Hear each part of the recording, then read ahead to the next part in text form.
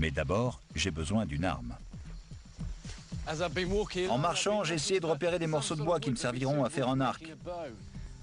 Ce palmier Chanta tombé à terre fera parfaitement l'affaire. Son bois est très dur et on peut facilement le fendre dans le sens de la longueur. L'arc que je suis en train de tailler est conçu pour la pêche. Les Guarani ont mis au point ce type d'arc au fil des siècles. Il est spécialement prévu pour harponner des poissons rapides dans des mares peu profondes. Ce bois de palmier Chanta est parfait. En à peine plus d'un quart d'heure, j'ai déjà taillé un morceau de la bonne longueur. Un chasseur Guarani mettrait plusieurs jours à fabriquer son arc, mais c'est parce qu'il compte le conserver plusieurs années. Si tout va bien, je n'aurai pas besoin du mien aussi longtemps. Je n'ai plus qu'à faire une entaille à chaque extrémité et je pourrai tendre la corde de mon arc.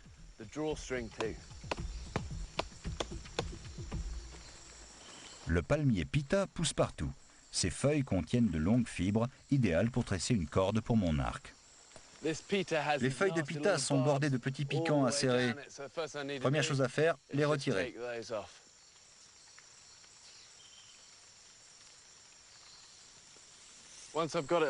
Une fois que c'est fait, il me suffit d'ouvrir la feuille.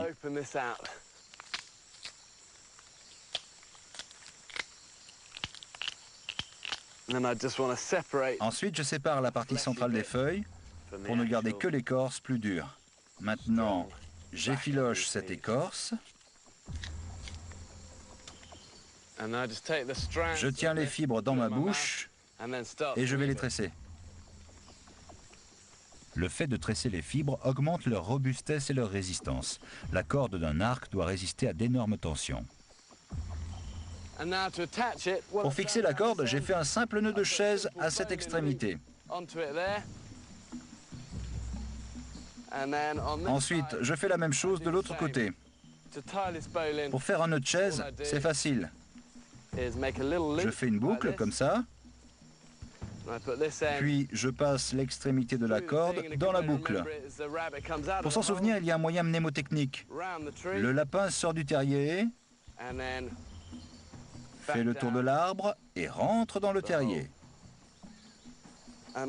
Après, je l'attache à l'arc en espérant que ça tienne le coup.